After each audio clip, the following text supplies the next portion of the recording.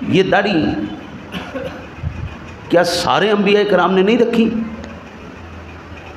اب سنتے جائیے گا، جو داڑھی مونڈتے ہیں نا رمضان شریف کے اندر، وہ کتنے بڑے گناہ کر رہے ہیں۔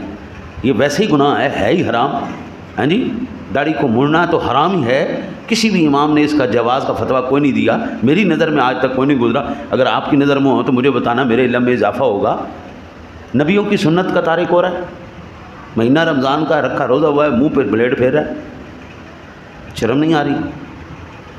آدم سے لے کے جناب رسالت مآب صلی اللہ علیہ وسلم تک جو عظیم ہستیوں نے اپنے چہرہ انور کو جس زینت سے سجایا ہے، ہم اس کو اٹھا کے نالی میں پھینک رہے ہیں، پہلا گناہ۔ دوسرا، انبیاء کرام کی سنت اور فطرت کی مخالفت۔ اللہ تعالیٰ نے عورت کے منہ پہ کیوں نہیں داڑھی رکھ دی؟